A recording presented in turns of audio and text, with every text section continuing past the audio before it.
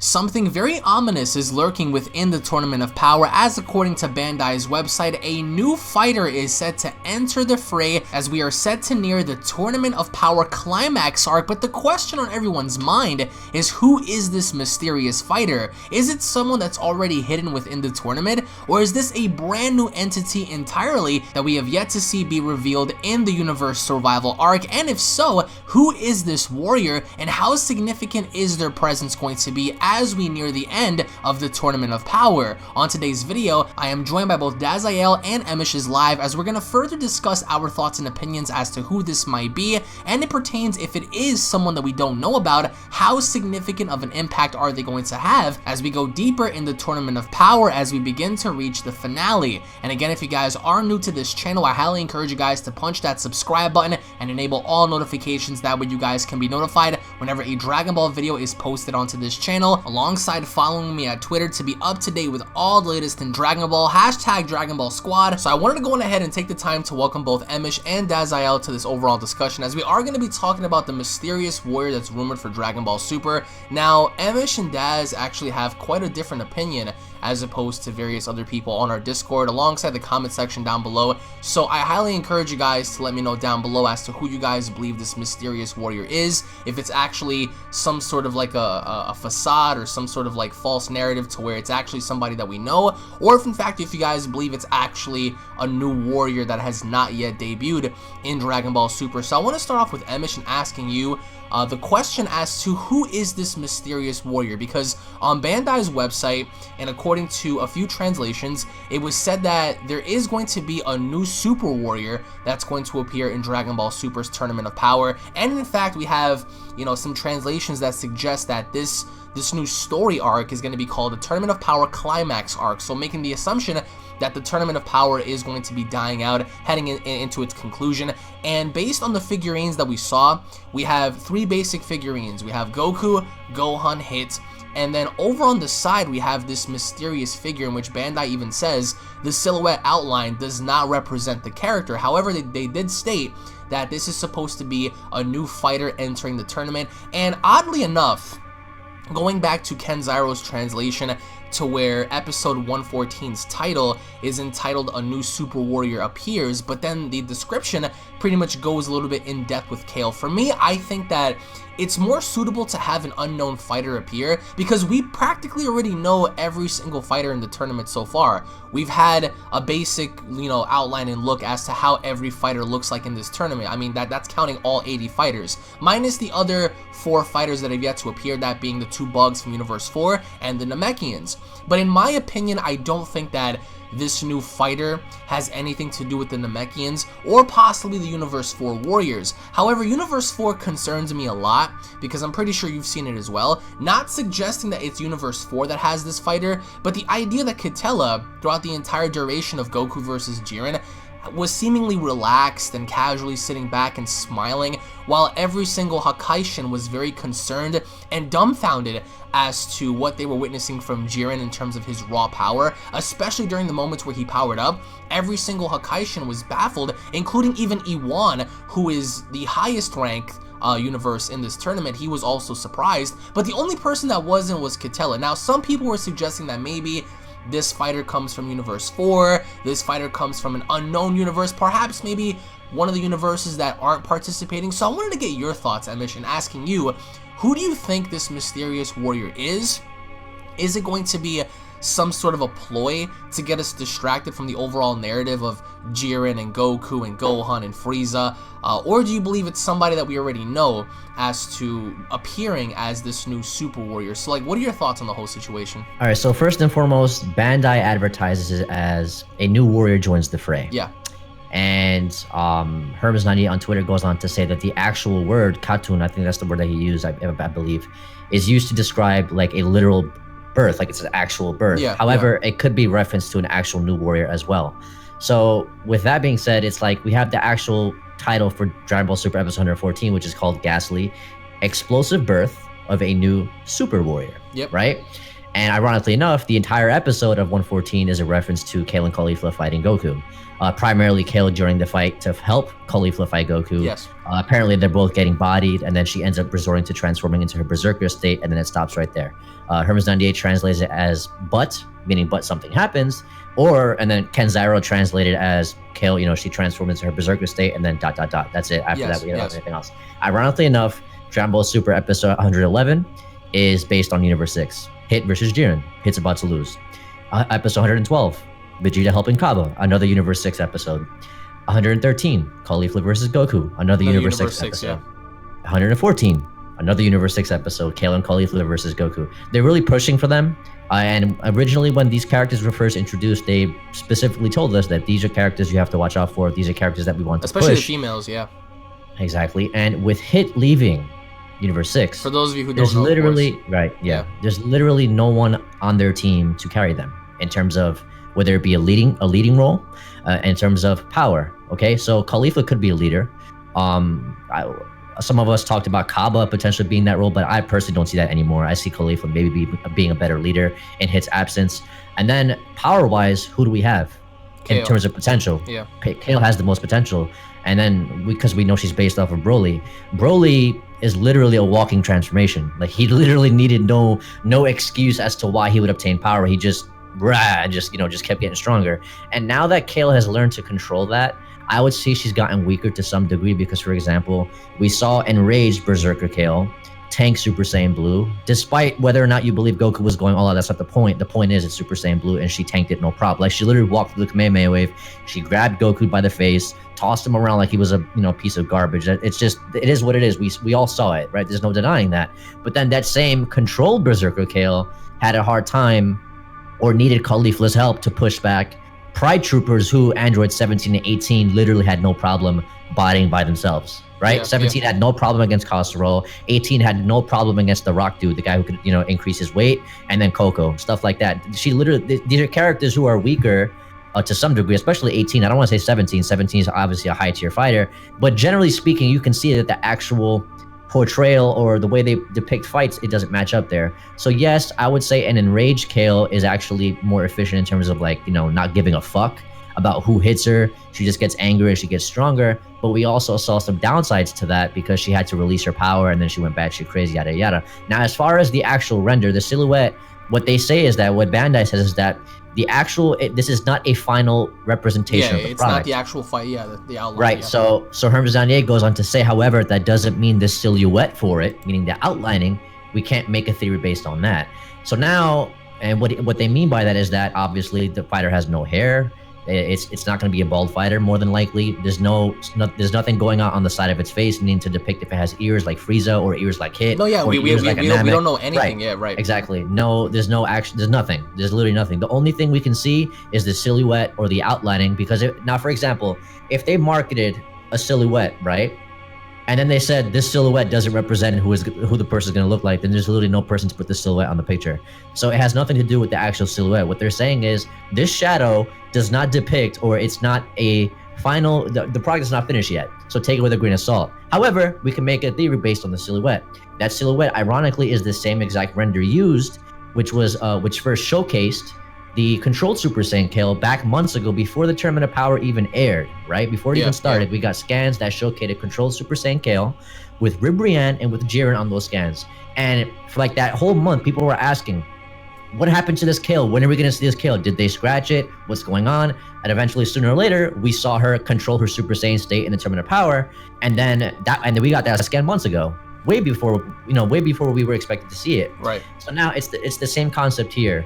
If you look between the legs, you can see the outline for the skirt that Kale wears, the red skirt that she wears. It's clearly there. The same exact posture, the same exact pose. Where they have the bar for the question marks, it's actually where the shin pieces are. And where they have the, where it says coming soon is actually the midsection, where you would normally see Kale's figure, her midsection, because obviously, she wears like a belly shirt. So you can tell where this figure is. The posture is the same exact render. And the overall height of the character is the same exact render. Now, the only difference here is the shoes. And obviously, the character is bald. There's no earpieces, yada, yada. These are things that I imagine over the course of time they will fix. Now, I'm not saying definitively that it is Kale. This is just reason why we have to believe it. The fact that Hit is getting wrung out now literally pushes for Kale and Khalifa to improve. And ironically enough, because Dragon Ball Super episode 114 is titled that way, and the entirety of that episode is based off of Goku's fight with Kale and Caulifla, and Kale having to resort to going into her berserker form, and then something having to happen after that, I just don't see Universe 4 joining the picture now, especially if Jiren is still on the field. Right. Especially that, because now we know Jiren is that mortal. There's literally no reason for these guys to join the fight yet, until maybe Jiren leaves or something like that, and then they can start picking people off. However, Katella is calm only because he has 2 fighters hiding, and he understands as long as I have the most fighters left in the tournament, numbers, I'm gonna win. Yeah. So to him, to that degree, there's literally no reason for him, to be worried. But it's not that these fighters are strong. Can Daemon be strong? Yes. But is he that mortal? No, because we know it's Jiren now. Absolutely not. So as long as Jiren's on the field, there's no reason for them to strike right now. There's literally no reason. And going into Dragon Ball Super episode 114, I imagine there will be like 18, 19, maybe 20 minutes left into the tournament. It really gives Universe 6 a fighting chance, especially if... Yeah, it dwindles and remember, down a lot. Exactly. And remember, every time a universe was about to get erased, or a next in line universe was, next in line to get erased, they would heavily showcase that universe more. Yeah, they're always portraying them. And now we're seeing Universe 6 for 4 straight episodes. I don't think it's a coincidence. I think it's by design. Well, absolutely. I mean, remember that their top gun is taken out, so that makes them susceptible to elimination. So I think it's someone new. You think that perhaps maybe the evidence points towards Kale. Daz, I wanted to get your thoughts on this, and I wanted to get your thoughts as to if you believe that this person is perhaps Kale, if it's somebody that we already know, or if it's a brand new fighter. Because for me, seeing the way this tournament's going about, I love the concept that Jiren is the mortal that is on par with a god. However, I refuse to believe that it's only Goku, Jiren, Vegeta, Hit, Frieza, Toppo. I refuse to believe that they are the only top tier guns. There has to be an outside entity or an outside character that's possibly gonna, make his way in the tournament that's going to, I guess you could say, spice things up, because it's already been predictable as hell to see Goku, Jiren, everyone else, because you already know like the strengths of their level and power, so you would always make the assumption like, okay, well, there's nobody else that can contest with characters like that. So do you believe that this brand new person is in fact a brand new super fighter that's going to emerge and take on the likes of Goku, Vegeta, or similar to what Emmer said, do you believe that it's possibly someone that we already know about, except they're just portraying it like in a different way for them to say, okay, well, this character is going to have an evolution, so you can expect that, but they're not going to give you the name yet because you already know who it is. So what's your take on everything? So like, as I said before, since I've discussed this with Emish, and it could be potentially Kale, like I'm leaning more towards his side. So to add on to that, as we know, Kale, she really isn't her own character while Caulifla, and we know that she isn't a fighter overall. Right. Because as we've seen, she needs like a trigger, an emotional trigger to at least want to fight or show that she's somewhat of a warrior. But like Emish said, with all these scans and how the silhouette's the same and etc., but we can't really theorize based off of that, but we can use it as a basis or a reason to, point towards Kale, especially with Hit gone and stuff like that. I feel like this episode is in reference to Kale actually becoming like a warrior herself. Like she's becoming her own character. Like there's a change in how she acts and how she's going to be portrayed in that episode, which is why they say, but like when she transforms, because as Emish said, we know she's in control of her berserker state now, but she's still not a warrior even with that power. It's like, yeah, I just feel like it's Kale because of that.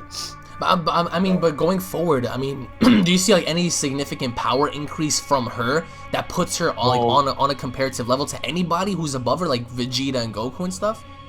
Well, because ironically enough, funny enough, Emish texted me and he was like calling it SS3 Kale, which he was kidding around. But what are the chances? What are the chances of her gaining some sort of monstrous power increase to where she either transforms or her power itself either rivals another person that's, in comparison to Vegeta or, Frieza or stuff like that? Like, what are your thoughts on that? If it is her.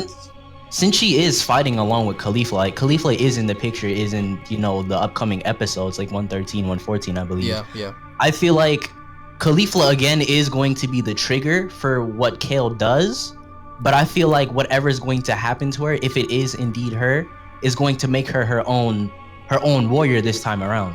So that's just how I take that. For me, I think that Emish is right when it comes down to the spotlight being put on the girls. I, alongside many others, would have loved to see Kaba do something, because we spoke about this before. He was the first Universe 6 Saiyan to be introduced, the first Universe 6 Super Saiyan. It was kind of cool to see the relationship he had with Vegeta. Fast forward into the Tournament of Power, he's not doing anything significant to the point where in the manga he may be portrayed differently, but in the anime it's like he's sitting back, he's just doing his own thing, and even while he's doing his own thing, he's losing. For example, with Toppo having to punch him through the rocks, and then him having to encounter various other fighters and stuff. The only two people he wrung out was, I think it was Nigirishi and somebody else via, 2 shots to the face. But point being is, like, Kaba isn't going to be significant enough to be called a leader, because where has he been this entire time? He's about to be eliminated if it were not for Vegeta making the save. Khalifa has been proven to be a prodigy because of the way how much she increases in terms of learning so quickly. Kale having to be a monster, like, in her own right, having to see her power increase. But for me, I want to believe that to spice the tournament up, instead of having it be predictable and having it be Goku, Jiren, etc., I think that they ought to add or introduce someone new, to the point where at this point, can't we all agree that the Omni Kings have completely disregarded the rules in a sense? Because going forward from here, didn't anyone else notice that not only were Goku and Jiren flying during their fight, because people are going to say, oh, they were levitating, or they were moving in such motions to where it seemed like they fly. No, they were flying. I mean, lots of rules were broken during this tournament, but do they care? No, it's not like they care. They're actually enjoying this. But even looking at the silhouette, there were some people saying, well, it doesn't look ominous enough, or it's not someone that we don't know about. But I mean, then again, looking at the Omni King, does he look ominous or sinister in the way he's portrayed? Meanwhile, he's the strongest entity in all of Dragon Ball Super. So I just feel like to spice the tournament up, it is somebody new. The only thing I can't figure out is it from one of the universes that are competing, or is it from one of the universes that are not competing? Because to a degree, it would make sense, but at the same time, it wouldn't make sense. It wouldn't make sense to a degree where if your universe is not competing, then why are you here, right? It's like, if your universe is exempt, why are you even here to begin with? In terms of it being a fighter that comes from one of the 4 universes that aren't competing. If it's from a universe that's competing now, universe 2, 3, or 2, 2, 3, and I think it's 4. Yeah, 2, 3, and 4. If it's from one of those universes, are you telling me that it's Daemon, that it's Garmisa, that it's, the Namekians, for them having to be the super warrior? I don't think the Namekians are anywhere near on par with Frieza, Goku, Jiren, Vegeta. I don't think Daemon and his brother are also going to be on that kind of a caliber tier. But if let's say, for example, if it is someone brand new, would you guys accept that as, like, being logical in a way, to where here comes, like, this new super warrior that's potentially stronger than Jiren, Goku, and whoever left is there? Or do you think it'll be like something to where it wouldn't make sense for them to introduce this person this entire time and asking, okay, well, where were they the entire time when this tournament started? Because we still have time. So I want to start with Emish. I mean, I wouldn't. No, I don't think it's cool if they introduce a totally new character, and then especially if it's from an exempt universe, or just someone from, like, who just wants to fight, who just for the sake of making the Omni King laugh. Even though, yeah, they could do that just for the sake of it, right? But at the same time, it's like, well, this fighter automatically has an advantage now because he comes in halfway through the tournament where he's fresh. Everybody else is more than likely not. You could argue Jiren is still fresh, but even though he kind of fought, so I'm talking about in terms of, like, actual time, he literally he or she just jumps into the tournament and says, okay, let's fight. Meanwhile, that person's fresh, good to go, and literally has no actual end goal here, right? Let's theoretically say, what if that fighter joins the tournament, wins the tournament, and then that means that fighter gets access to Super Dragon Balls on top of that? It's just broken. It's ridiculous. So it's more than likely going to be somebody who's competing, right? Right. And just to touch upon a point you brought up about how they were flying, we know that the actual arena is set up so that way you cannot fly by default. Like, it's literally controlled. Right. The area is controlled so that way you cannot use things like flight. Now, maybe they could have forgot and still animated, because honestly, a fight like that probably wouldn't feel as exciting if they were not flying. Right? Yeah, of course. But at the same time, you got to argue, well, because we know that the arena is controlled, it's literally preventing you from actually flying. then we can argue that, well, the fact that they were clashing, literally threw them in the air and all this other stuff. But I agree with you to an extent. But going back to like the main point here is that it's definitely going to be somebody who's in the tournament. Explosive birth is, the term explosive is not someone who's brand new and just jumps into the scene and just like, yeah, just starts, you know what I'm saying? It's like a major impact, indicates, explosive is something that someone's there and they transform. Something happens. Like it's usually depicting a transformation. When Gohan got done training with Elder Kai, there's there's the Japanese titles, which are much longer than the English dub titles, right? The English dub titles are generally very simple, right? But back then in Dragon Ball Z, there's a lot of episodes that depict the concept of explosive births, or depict something where it's the birth of a warrior, and they reference it as a new warrior, but they reference it in a new warrior where it's a way where it's like this character feels like a new person. For example, when Piccolo merged with Nail, they referenced it. They used the same exact concept, the birth of a new Piccolo, whatever. And then the only difference is that they actually used his name in Dragon Ball Z. In Dragon Ball Super, the only time they didn't reference someone's name, even though we got a new transformation, is with Kale's episode, ironically. It says, the awakening, the Savage Berserker awakens. That was the name of the episode. The Savage Berserker awakens. Was Kale's name in that episode? Absolutely not. However, we didn't even know what the Berserker was until we saw the spoilers for that episode that talked about Kale, and then eventually, ironically enough, she transformed, and then we started calling it Super Saiyan Berserker. There's no official name for it, but we call it that. The same thing here. When Piccolo merged with Kami, it was the same exact thing. He merged. He was a new warrior, but it was the same person, Piccolo, that we all know today. When Gohan got done training with Elder Kai in Dragon Ball Z, he went back to Earth. The actual name of the episode in the English dub was A Whole New Gohan, even though it's the same character, but it's a new version of himself, right? Because we haven't seen him. He didn't really have an identity. Out of the Cell arc, and even in that fight, he was forced to fight. He was forced to get angry. He was forced to transform. Didn't really necessarily learn how to control that power. And then after the Cell fight, he goes into the Buu arc, getting weaker, right, to some degree. And then he had to train with the Elder Kai to awaken that potential within himself, and then just go batshit crazy and just one-shot potential Buu, but then fuck it up eventually. And that's what we have. That's what we have here in Dragon Ball Super, where he had to train with Piccolo again. So the idea has been there since the beginning. They actually used the same thing with Murdzamasu. Praise and revere him. The explosive birth of Murdzamasu. It was actually called that. The only difference is that they actually had Zamasu's name in the title. So the explosive birth of a new super warrior, it's literally there. Super warrior referring to like a new Super Saiyan warrior, right? It's not going to be a new character who's a Super Saiyan joining the fight, but a new super warrior depicts a current Super Saiyan who is literally birthing in terms of having an identity, like Dazael mentioned, right? Because Kale does not have an identity. So you get character development. We got in episode 111, 112, we're getting character development between Vegeta and Kappa. Kappa's developing as a character because he's fodder right now, right? Unfortunately. No, episode 113. Caulifla actually saves Goku from Universe 3, right? And then she asks him to fight, but then eventually he says that he can't even go Super Saiyan right now, but he will regain his strength as they fight, right? Yeah. So we know that. Then gradually he's gonna regain his power back, and he's gonna start shit stomping Caulifla. Kale joins the fight in 114. She's getting bodied with Caulifla, and then she transforms into Berserker state, and probably because we've seen her when she transforms into her Berserker state, she has to dig deep to push it. She has to push herself, and when she pushes herself, she transforms. So what I'm assuming is she's gonna push herself even further, right? Understanding that the power's not enough, that she has to be the one to actually help her sister, to help Caulifla. And then what's gonna happen is we're gonna see another birth, the same exact way we saw when Kale first turned into a control Super Saiyan. Another thing I just want to point out before we wrap this up is that Kale, we know Broly, the first movie when he got beat, Goku one-shotted him, right? In the Tournament of Power, Jiren one-shotted Kale. And then she just came off of a fight with the Pride Troopers on top of that. She got an insane Zenkai. I'm gonna call that shit right now. She's been resting ever since.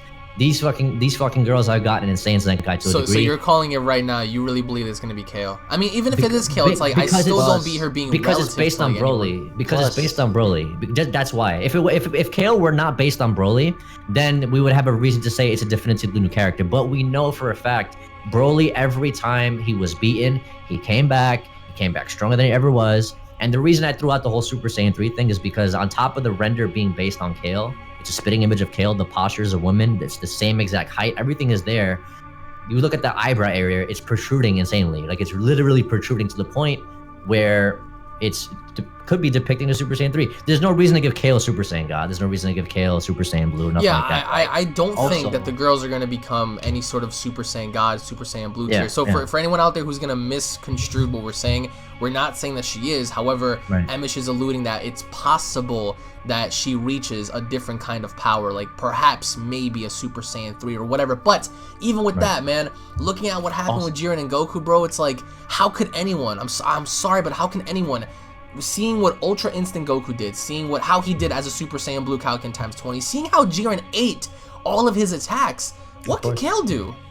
Well, that's the thing. If it is her. And I'll give the floor to Daz right after this, is that because we saw Jiren fight now, everything after that, either A, has to be insane, or B, is going to feel underwhelming. That's why there's no reason to introduce a new character when you've already marketed Kale and Caulifla, you've already marketed the Saiyans to this degree, you've already marketed Hit losing. On top of that, you've already marketed Jiren being the top dog for this tournament. But you've also marketed Universe 4 to be people to keep an eye on, not because they're strong, but because they have something up their sleeve. This is the field that's been set. It's just a matter of how they're going to portray everything. Universe 4 is going to be crafty. Jiren's going to be a fucking monster, as usual. Goku's going to have to tap into that power again if he's going to do anything relevant. Frieza, he's coming through. We have a separate video on that. That's going to be, yo, I'm telling you right now, the way he's so casual about things, he is up to something. But you know what's crazy about this? A couple of weeks ago, we were all like kind of like meh about this tournament because it kind of was like taking its toll, like in terms of like progressing slowly. But now things are becoming more interesting. So Daz, I want to close things off with you. What are your final thoughts on everything? Because I think to spice things up, you need to introduce somebody who's going to bring a different element of surprise to the tournament. Except, you know, because we already know how strong and how dangerous Ultra Instinct Goku may be. Jiren is just, come on, bro. When was the last time we ever saw someone that impressive like Jiren? Well, Merge Zamasu, and he just blows him out the water. Pushing back a spear bomb with your eyes. Think about that. So, what are your final thoughts going into this? Is it Kale? Is it someone brand new that we've never seen before? And if so, right, let's say this is a brand new person. Where do they come from? Is it Universe 2, 3, 4, or is it from one of the universes that aren't competing, in your opinion? So like I'm still sticking to the idea with Kale because probably at like 2:40 to 3 a.m. Gogeta XV also released a tweet or posted a tweet that said, "Reminder: Kale is a very strong and very cool character." So it's like we're having all these like spoilers about Kale and Caulifla and Goku, right? And then suddenly he just posts that about Kale. It's like they're leaning or pointing towards something dealing with Kale. And on top of that, Emish and I around the same time were reading like potential things that they could take from Broly, whether it be from games, movies, or like fan stuff. And funny enough, Emish brought up Zenkais, and that reminded me of what we read about Broly in a game. I think it was Raging Blast or whatever. It's like somebody, I don't know who, I don't remember. You can like help me in the comments, whatever. He was like shot into the sun or whatever, and he got a Zenkai from that and came back as like a SS3 or something.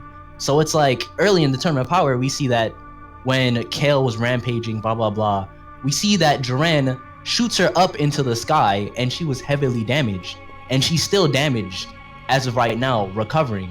And we know with Saiyan genealogy, when they're close to near death or have extreme damage, and when they recover from it, they get Zenkai boost. So it's like, I'm leaning towards Kale. As I said before, she doesn't really have a character without Caulifla being there. So I feel like, as Emish said, if she digs deeper, and like let's just say Caulifla's the trigger again, and she digs deeper into the power as she's going berserker, I feel like it's a birth of her actually being or becoming a warrior of her own without having to have her master Caulifla there with her. So that's just my thought. I think that by the end of it, given what Goku and Jiren did, I don't see Kale being relative. I want to see Kale. She doesn't have to be relative. She just needs to at least. But in order to compete and survive, she needs to be hype factor. In order to compete and survive, I think she needs to be, because it's as clear as day that once Jiren made his presence known, it was over. But I think that I don't see, if it is Kale, let's say for example it is, as a hypothetical, I don't see her coming across Goku and Jiren. I could see her fighting Frieza. I could see her fighting Vegeta. I mean, stop feeding everyone to Goku. Let Goku's primary be Jiren, right? That's what's portrayed in the special. That's what ought to stay. I would like to see the other fighters for a change have a shot in duking it out, except, you know, not having to feed them all to Goku. It's interesting because none of us really know for sure. That's why we're speculating. But post your comments down below, guys, as to what you guys believe. What was that, Des? Another thing is that in reference to the Warriors, since you also asked me about if it's somebody from a outside universe other than 6 and 7, if that's the case, it's like I don't see that making sense, because where does that put Jiren and Goku now? It's like where do you put somebody? Like, how do you put that person in the tournament after Jiren is like above Hakaichi? Exactly. Like, it's like logically, like, is this dude above like angels now? He's like equivalent to angels are above them. Like, where are you gonna put this dude? Especially now, after we saw Jiren display his power, it's like, yeah, I understand to an extent. Exactly, and Jiren still hasn't displayed his full power yet. So what's the point of introducing a new warrior? But wouldn't that be terrifying? When Jiren hasn't even? You can't tell me. Wouldn't that be fucking like terrifying? Like, just, and also amazing to see. Like, okay, well, like, here comes this new fighter, and he's potentially stronger than the other guys in the tournament. It's like, bro. And like, where do you progress with the story from there? It's he like, just massacres everybody, I guess, man. You can't let Goku get another freaking transformation. Imagine like, that. Dude, this is Super Saiyan God, Super Saiyan Ultimate Mystic God. Yeah, I'm telling you, like, there's first of all, there's too many forms. But Grand Priest is gonna join. Okay, I gotta stop. Yo, Yam's gonna jump in.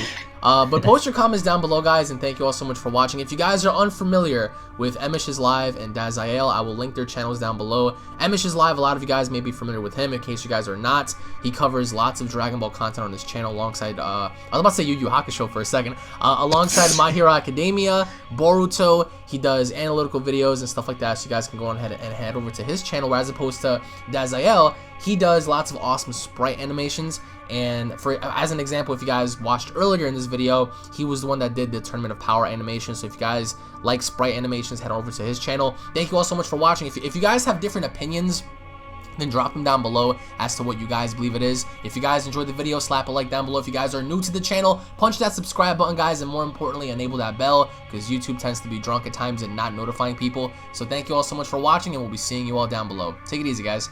Peace.